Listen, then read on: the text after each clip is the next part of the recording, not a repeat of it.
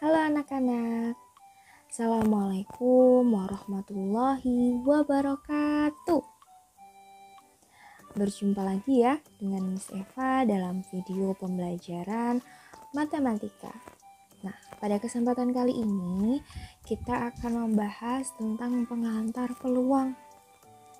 Kita akan mencoba mencari tahu tentang pengertian dari istilah-istilah yang akan sering kita temui ketika kita mempelajari peluang.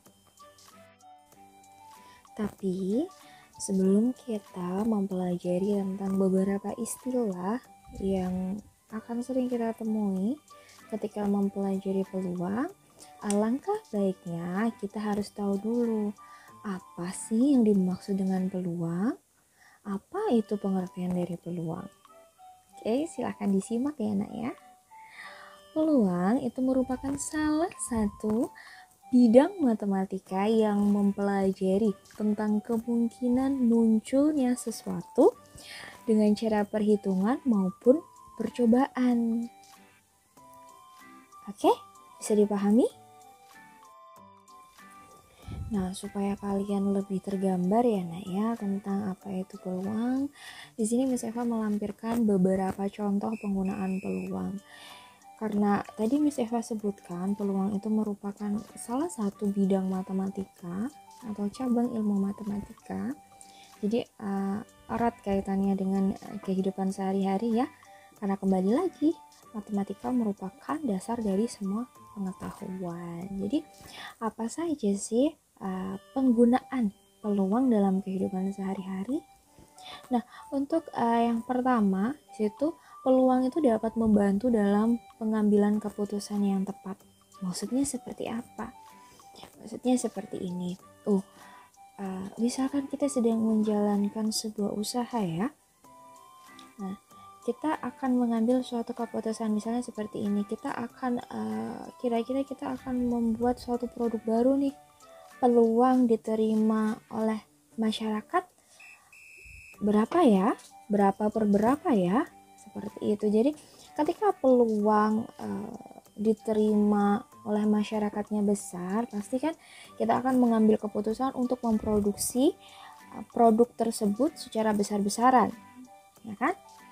Tapi ketika peluang yang diperoleh itu kecil, peluang produk tersebut diterima oleh masyarakat itu kecil, maka kita lebih baik tidak memproduksi barang tersebut.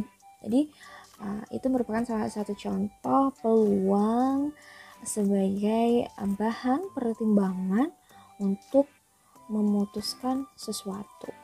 Seperti itu. Kemudian untuk yang kedua, memperkirakan hal yang akan terjadi. Misal seperti ini nih, pengamatan sehari-hari lah. Misal kita tahu ya sekarang sedang musim hujan nak. Nah, misal kita mengamati pola yang ada nih, kalau pagi hujan berarti nanti kemungkinan siang akan cerah dan sore akan hujan. Nah, dari pengamatan kita tersebut kita bisa menentukan peluang besok hujan ketika matahari terbit atau ketika pagi hari itu matahari terbit dengan cerah itu berapa per berapa ya, kan memperkirakan hal yang akan terjadi ya.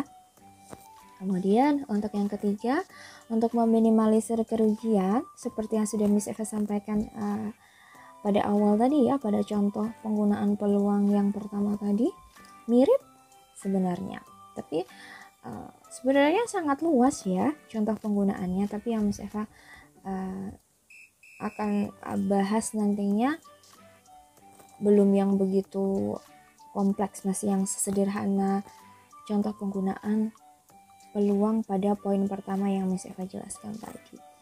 Kemudian peluang juga dapat kita terapkan dalam ilmu ekonomi serta psikologi. Nanti ketika kalian melanjutkan ke jenjang yang lebih tinggi, pendidikan yang lebih tinggi, kalian pasti akan mempelajari peluang lebih lanjut. Seperti itu. Oke, kita mulai masuk pada istilah pertama ya, yaitu percobaan. Ketika kita sedang mempelajari materi peluang, pasti kita akan sering mendengar kata percobaan. percobaan di sini maksudnya apa ya, Miss ya? Kita perhatikan bersama ya, Nak ya. Percobaan dalam studi peluang itu didefinisikan sebagai suatu proses dengan hasil dari suatu kejadian yang bergantung pada kesempatan. Maksudnya apa? Miss Eva akan memberikan contoh setelah Miss Eva membacakan beberapa kalimat yang ada di bawah ini. Ketika percobaan itu diulangi, hasil-hasil yang diperoleh itu tidak selalu sama. Walaupun percobaan tersebut dilakukan secara hati-hati dengan kondisi yang tepat sama, itu tidak selalu hasilnya akan sama. Nah, percobaan seperti itu dinamakan dengan percobaan acak. Contohnya seperti apa sih, Miss? Contohnya seperti ini, Nak. Kita punya satu keping uang logam. Uang logam itu punya dua sisi kan? Ada sisi yang ada gambarnya, kemudian ada sisi yang berupa angka. Ketika kita melemparkan uang logam tersebut, bisa jadi di percobaan pertama, sisi yang ada di atas itu merupakan sisi yang ada gambarnya. Kemudian, dengan posisi awal yang sama dan dengan kekuatan lempar yang sama, kita melempar uang koin tersebut, kemudian sisi yang nampak di atas adalah sisi yang berupa angka.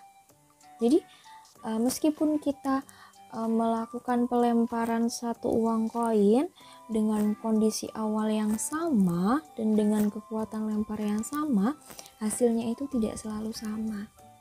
Itu merupakan salah satu contoh dari percobaan acak.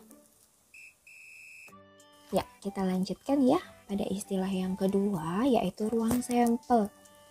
Ruang sampel ini merupakan himpunan dari semua hasil yang mungkin dari suatu percobaan. Nah, untuk ruang sampel ini biasanya dinotasikan dengan S besar dan dinyatakan dalam himpunan. Kalau menggunakan himpunan, berarti kita harus membubuhkan kurung kurawal. Oke? Nah, kemudian untuk banyaknya ruang sampel itu dinotasikan dengan N kecil dalam kurung S besar. N itu menyatakan banyaknya, kemudian S besar yang di dalam kurung itu menyatakan ruang sampel. Jadi seperti misalnya ya percobaan melempar uang koin tadi ya, Nak ya. Ruang sampelnya hanya ada dua, yaitu muncul sisi gambar dan muncul sisi angka. Ya kan, karena uang koin itu hanya punya dua sisi, jadi ruang sampel yang kita miliki hanya dua, yaitu sisi angka dan sisi gambar. Kita lanjutkan, kita memasuki ke istilah yang ketiga, yaitu peristiwa atau kejadian. Peristiwa atau kejadian merupakan himpunan bagian dari ruang sampel. Jadi ruang sampel itu luas, peristiwa atau kejadian itu merupakan bagian kecil dari ruang sampel. Biasanya kejadian atau peristiwa itu dinotasikan dengan huruf besar, huruf kapital. Nah, jadi misalnya kayak gini, percobaan yang kita miliki tadi ya, melemparkan satu uang koin, itu kan ada dua ruang sampel, dua anggota ruang sampel maksudnya Eva. Itu munculnya sisi angka dan munculnya sisi gambar. Nah, Miss Eva bisa mendeskripsikan peristiwa atau kejadian A itu sebagai munculnya sisi gambar. Oke, jadi peristiwa A itu merupakan kejadian munculnya sisi gambar ketika melemparkan satu uang koin. Seperti itu. Nah, kemudian banyaknya elemen kejadian A itu merupakan berapa kali sih? Atau berapa kemungkinan munculnya sisi gambar ketika aku melakukan satu kali pelemparan uang koin? Semoga terbayangkan ya. Kemudian banyaknya elemen tadi bisa kita notasikan dengan N dalam kurung A. Jika peristiwanya itu kita notasikan dengan A kapital. Jadi N dalam kurung titik-titiknya itu tergantung dengan peristiwa yang ada. Begitu. Oke, kiranya segitu dulu ya untuk penjelasan tentang istilah-istilah yang ada pada peluang. Sekarang mari kita diskusi. Silakan diperhatikan, nah, di atas ada dadu. Dadu itu memiliki 6 sisi, ya kan? 6 sisi yang diisi dengan 6 angka dari 1 sampai 6. Ayo kita diskusikan. Mari kita lakukan percobaan melempar sebuah dadu. Dari percobaan melambungkan sebuah dadu, tentukanlah yang pertama, ruang sampel percobaan tersebut. Yang kedua, kejadian A, yaitu munculnya sisi dadu bermata ganjil. Dan yang ketiga, kejadian B, yaitu munculnya sisi dadu yang habis dibagi 3. Bagaimana cara menentukannya? Tahukah kalian? Atau mungkin silahkan kalian coba dulu ya, beberapa waktu. Bagaimana anak-anak hasil pengamatan kalian atau hasil percobaan kalian? Sudahkah kalian bisa menjawab ketiga pertanyaan yang ada di awal tadi? Oke, mari kita simak penjelasannya ya. Dari percobaan dadu, aku tahu. Pertama, hasil-hasil yang mungkin dari percobaan melambungkan sebuah dadu adalah munculnya sisi dadu dengan mata dadu 1, 2, 3, 4, 5, dan 6. Jadi, ruang sampelnya adalah,